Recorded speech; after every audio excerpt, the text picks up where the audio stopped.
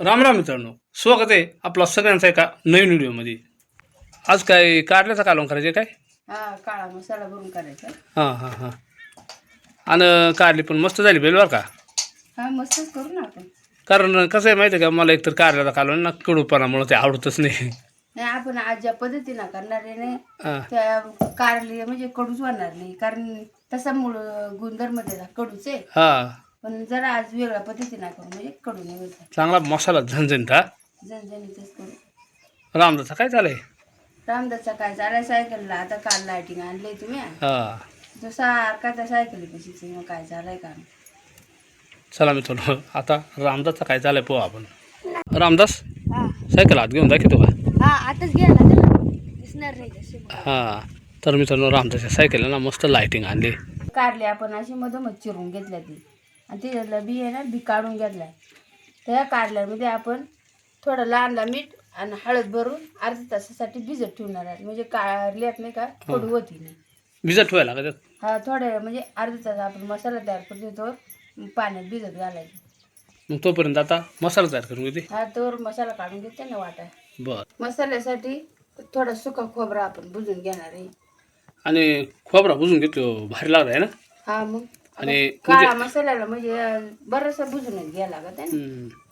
तर आपल्याला ह्या वाटण्यासाठी एवढं मसाला घेतलं ती, तर 2 कांदे भुजून घेतलं, आरो इकडे थोडी कोथिंबीर घेतली, लसूण घेतलं ती, आणि इकडं सुका खोबरा भुजून घेतला, दालचिनी, जिरा, ढवळं तीळ आणि लवंग मिरी म्हणजे खडा मसाला घेतला ती. तर आपल्याला आता एवढाचा काळा मसाला पाटी वाटून घ्यायची. एवढा मसाला वाटलो कालवण म्हणजे कालवण होणार हा. हा, मग तर मिरची वाटताना हा पाट आहे ना, पाटा वरवटा स्वच्छ धुवून घ्यायला आता. कारण कधी कधी आपण दर दिवस म्हणजे मिरची वाटत नाही, मग ती धूळ बसते, किंवा आपल्या घरी असं छोटा म्हणजे काही त्याच्यावरून फिरत आहे का नाही, त्यामुळं मिरची वाटताना शक्यतो धुवूनच घेते मी. तर आता सुरुवातीला ह्या खोबरा ठिसून घ्यायचं काम झालं आहे ना. हा, खोबरा ठिसून घेते ना. आणि मग त्यानंतर ह्याच पाठीवर आपण मस्त मसाला तयार करून घेणार आहेत.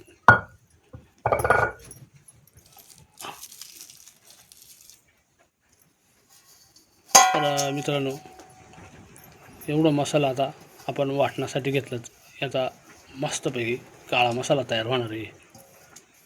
आणि अशा काळ्या मसाल्यामध्ये जर कोणतीही भाजी केली तर तिची चव एकदम अप्रतिमच लागत आहे. चला आता मसाला लगेच काही 9-10 मिनटातच तयार होईल आपल्याला. काळा मसाला नुसतं चवीलाच नाही, पाठव जर वाटला तर त्याला अजून चव वाढते का.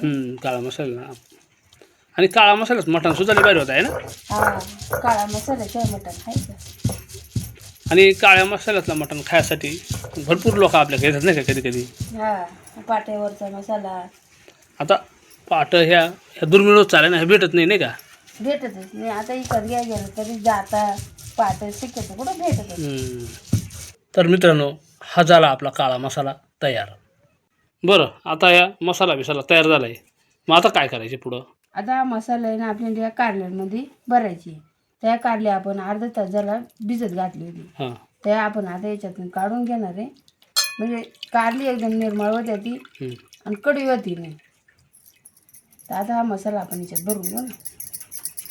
तर मित्रांनो, आता हा मसाला जो आहे ना, तर तो आता इथे काढले आपण भिजत घातली होती, याच्यात भरायची आहे. तर चला, हा मसाला आता आपण ह्या कारल्यामध्ये भरून घेणार आहे. सगळ्या आज आपली या 4 कारले आहेत का नाही, ह्याच्यामध्ये असं थोडं थोडं भरून घ्यायचा.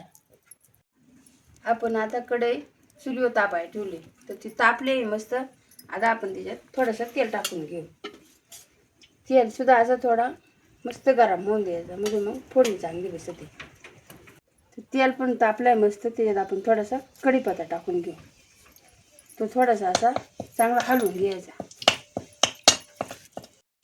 आणि मग थोडासा आपण जिरा टाकणार आहे फोडणीसाठी. तर जिरा असा थोडासा हलवून घ्यायचा, आणि मग आपण काही मसाले त्याच्यात ॲड करणार आहे. तर हळद, आपले सगळं मसाले ह्याच डब्यात त्याची, तर थोडीशी हळद टाकायची. आता हळद आपण मगाशी याच्यात टाकेल होती. हे आपला कांदा लसूण मसाला, गरम मसाला, आणि आपली ही घरची मिरची पावडर आहे, तर ती थोडीशी टाकून घ्यायची चवीनुसार, आपल्याला जर तिखट पाहिजे तसा. हे सगळं मसाला असं हलवून घ्यायचं चांगलं 5 मिनिटं आहेत ना हलवून घ्यायचं. त्याच्यात आपला हा मसाल्याचा पाणी आहे ना हे थोडा टाकायचा म्हणजे मसाला जळत नाही.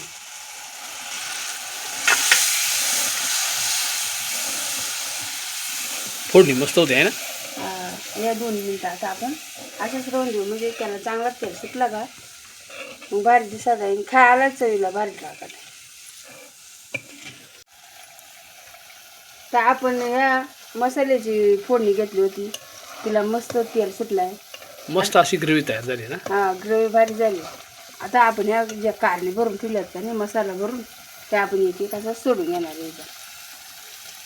सगळी अशी कारली टाकून द्यायची आणि मग असं हलवून घ्यायचं चांगलं याच्यात परतून घ्यायची. सगळं मस्त वाटत आहे ना. आता अशी एवढी जर केली हो कसं काय काढली कारली कडू लागतील. कडूच होणार नाही पण अशा पद्धतीनं करून पहा आणि सांगा कारली कडू होत्यात का नाही ते.